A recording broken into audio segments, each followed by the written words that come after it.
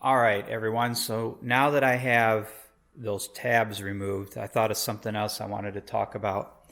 In an earlier video, I had talked about fluting the flange of the firewall, which basically will take all the slack out of it. If you remember, I had talked about especially this top edge.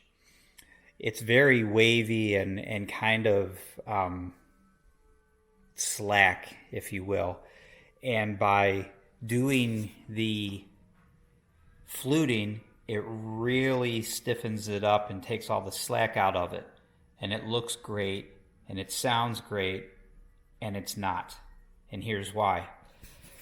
Those tabs that I'm working on, they mount underneath the firewall flange. So all of those flutes have to be taken out. This has to be perfectly flat here and on this side for those tabs. So fluting doesn't work in that case. Along the sides, I realize the method that I'm using, I'm going to go with hinges as per the plans. The hinges have to lay on here nice and flat. So I got to take all of these flutes out of here as well. And I just use my squeezer and squeeze everything flat. It's no big deal.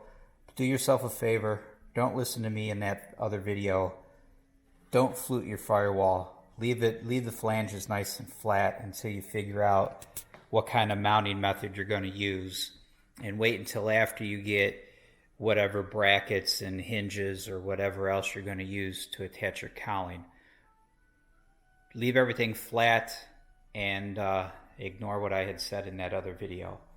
Oh, and another thing. Again, in a previous video, I had talked about this hole here being 1 inch, and then the hole that's on the reinforcement plate that's on the back side, I had left that hole a little bit smaller. Don't do that either. Make them both 1 inch.